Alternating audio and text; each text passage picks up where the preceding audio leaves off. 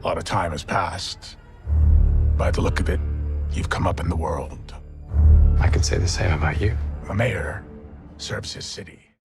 Welcome back, everyone. It's Charlie. We've all been watching the Daredevil Born Again trailer a billion times. Some of you probably spotted a very carefully placed Hulk Easter egg, raising a ton of questions about what Marvel is doing with him in the MCU right now, because we have Captain America Brave New World coming out with a bunch of Red Hulk, but they've said nothing about Bruce Banner Green Hulk. There's so many Incredible Hulk movie references in that movie right now, like the leader is coming back, Betty Ross is coming back from that movie. We just met his son Scar during the She-Hulk series. What is going on right now in the MCU? And I think it's all part of a larger plan Marvel has for his Green Hulk. Even though he does seem like he's cooked in the MCU just in general, people make all kinds of jokes about Smart Hulk wanting to go back to Savage Hulk. Marvel has done that character a big disservice inside the MCU, and I think it's largely because of a couple different reasons that I'll talk about during the video. But I think they're trying to correct a lot of those mistakes and a lot of those missteps in the next several years with a couple really big storylines from the comics that they'll be paying off. So we'll break it all down. If you're brand new to the channel, we're also doing the ticket giveaway for Captain America Brave New World. All you have to do to enter is be a subscriber and let me know what you want them to do with all the different Hulk family that they've introduced the last couple of years. The funny thing is that a lot of the stuff that people have been asking for, Marvel is actually planning on paying off. It's just going to take them several years to actually do it. But during that Daredevil Born Again trailer, there's so much stuff going on, like it's packed with a bunch of different references and characters from all over the MCU and the Netflix Defender series too. But in one of the more Easter egg heavy scenes, they hid a big Hulk Easter egg. Now I say they hid it, but it's literally the size of a billboard. Like it was literally just buried in the frame with a ton of other references and Easter eggs, so unless you were really looking in the background, you wouldn't spot it. During this scene of Kingpin's mayoral address to New York City, it's meant to be taking place in Times Square during New Year's Eve. You can see some of the New Year's messages written on people's flair here, people crowded around. Some of the hats also have Kingpin's slogan that he ran his campaign on, "Fists can't fix it." That's a whole separate thing. There's several other references going on in this scene, like the whole Ant-Man the Wasp Quantumania Easter egg. You have a bunch of the other stuff going on in the background with Luke Cage too. Like there's a bunch of Luke Cage Easter eggs in the trailer. But the Hulk one here is next to the Captain America musical, Rogers from the Hawkeye series, and the one above it is the Luke Cage Easter egg. It's the Pingo Doce soda from the Incredible Hulk that's been showing up all through the MCU lately. Marvel also brought it back several times in the past, too. If you're a big fan of Avatar: The Last Airbender, or you also watch The Legend of Korra, it's sort of like the Cabbage Corp conspiracy theories that went across the original Avatar series, then Legend of Korra. But the reason why they'd include such an obvious Hulk Easter egg in Daredevil, right after including it in Deadpool and Wolverine on the Void with that Secret Wars Doctor Doom comic book, two completely different types of stories, Deadpool and Wolverine could not be more of a big cosmic multiverse story. Daredevil, the total opposite in terms of vibes, like very ground level, just localized to New York City. Doing that while at the same time they're also about to release the Thunderbolt Ross Red Hulk and Captain America Brave New World, bringing back the leader during that, who also has gamma powers now, bringing back the Liv Tyler Betty Ross from the original Hulk movie. They're supposed to have some sort of Amadeus Cho Easter egg during that movie too, and they just introduced Scar, son of Hulk, from the comics during She-Hulk. Why are they suddenly doing all this Hulk stuff over all these different movies and all these different TV series? Well, it's all part of a larger plan in the movies, mostly just because the Hulk family are so expensive to do on screen, so they try to slim down the Easter eggs for the TV shows so they don't have to spend as much money. Part of a larger plan to do more seminal Hulk stories from the comics that people have been asking them to do for a long time, and Marvel has been sitting on for way too long. All because, mostly, legal issues they've had with Universal over the rights to the Hulk and the way they can do him in the movies. And part of the reason why you're seeing so many different members of the Hulk family show up in the Hulk comics is because Bruce Banner Hulk in the MCU is basically cooked, like his number is up, on a story level that is.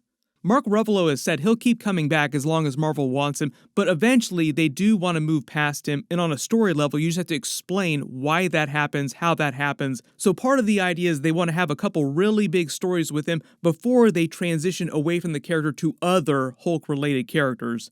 Like, you can't get rid of Mark Ruffalo, Green Hulk, and never do him again without doing some really, really big stories from the comics they haven't done yet.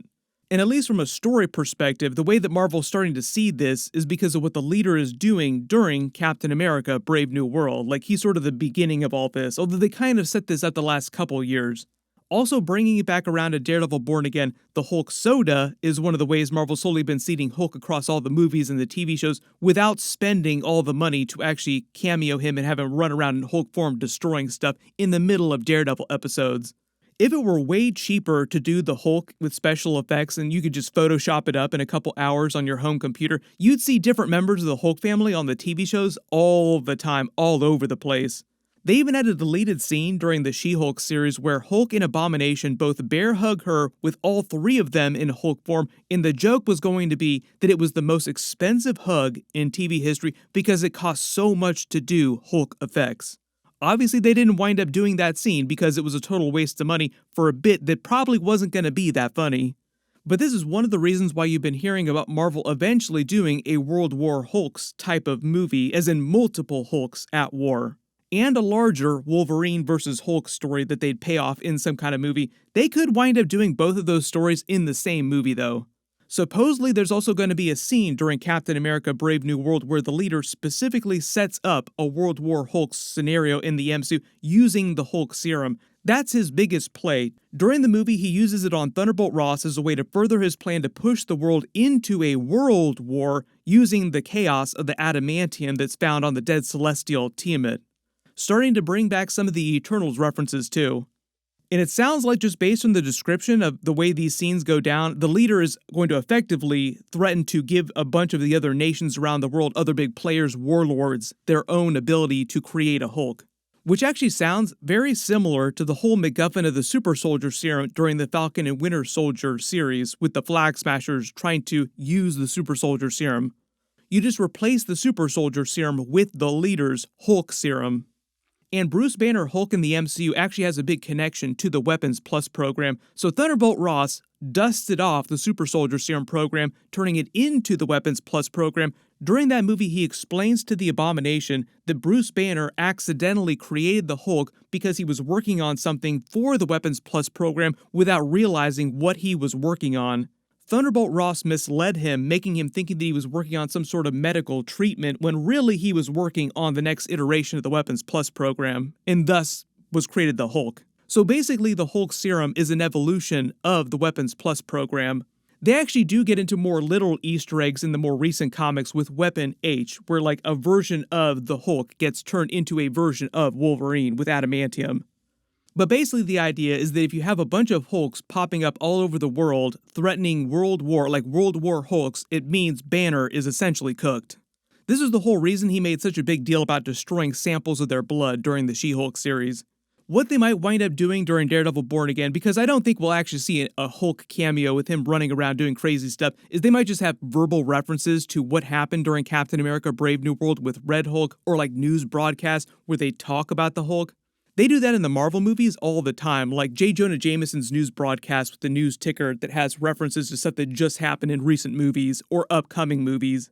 The funny part about Hulk vs. Wolverine in the movies is that even though Marvel will eventually pay that off at some point, they didn't have plans to actually do that before Deadpool and Wolverine came out.